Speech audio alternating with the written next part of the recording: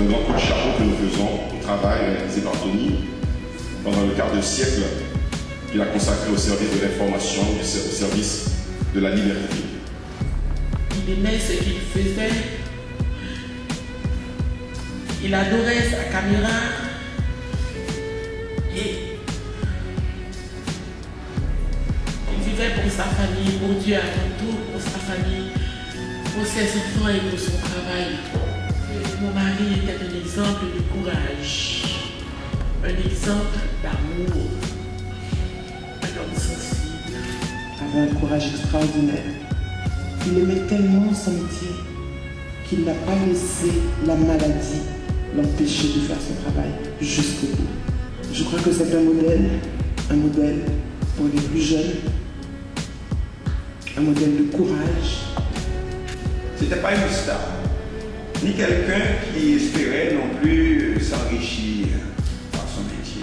C'est pourquoi il nous laisse cet héritage que je trouve extraordinaire. Chacune des photos de Tony Bélizaire, c'est Tony Bélizaire. Et c'est nous aussi, c'est quelque chose que nous aurions aimé exprimer au fond de nous-mêmes et qu'il exprime pour nous. La dame qui met l'enfant au monde, puisque c'est la souffrance et c'est la vie. Je crois que c'est une photo qui exprimerait bien les sentiments que nous avons aujourd'hui. Tony n'était pas un petit photographe, il n'était pas qu'un pigiste, il n'était pas qu'un fixeur. Tony, c'était un grand journaliste, c'était un grand photographe et c'était un grand homme. Des photographes, des photojournalistes que j'ai connus, il n'y a pas beaucoup qui a eu le talent de Tony Bélizaire. Son beau garçon et pas qu'à des témoignages sur cette grande histoire. Alors, nous ne pouvons pas réussir ça sans ne pas tenir compte de l'apport de ce photojournaliste. Avec la mort de Tony Bélizaire, la presse haïtienne a perdu l'unique photojournaliste qui y restait. Tu n'as pas fait photo pour te faire photo. Tu n'as pas fait photo pour te faire comme. Tu n'as fait photo pour photo expliquer la réalité du pays, pour être capable de comprendre comment la situation, conditions de vie, comment Haïti. Tony a été vraiment un modèle, un exemple pour les photographes haïtiens d'abord, pour les journalistes haïtiens ensuite, pour le monde entier d'ailleurs, et que nous tous nous garderons en mémoire bien longtemps après sa disparition. Je souhaite de construire par exemple l'âge, avant d'être un bon vendeur, il a été un bon.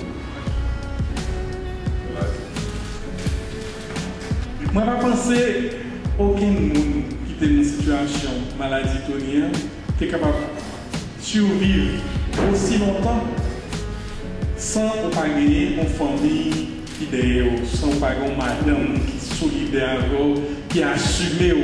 Nous voyons à Florence, son fier chandelle, parce que tu es supporté de donner pendant tout le temps ça pendant la maladie. Les morts ne sont pas morts. Écoute plus souvent les choses que les êtres. La voix du feu s'entend. Entends la voix de l'eau. Écoute dans le vent. Le buisson en sanglots. C'est le souffle des ancêtres. Ceux qui sont morts ne sont jamais partis. Ils sont dans l'ombre qui s'éclaire et dans l'ombre qui s'épaissit. Les morts ne sont pas sous la terre. Ils sont dans l'arbre qui frémit. Ils sont dans le bois qui gémit. Ils sont dans l'eau qui coule. Ils sont dans l'eau qui dort. Ils sont dans la case. Ils sont dans la foule. Les morts ne sont pas morts. Ceux qui sont morts ne sont jamais partis.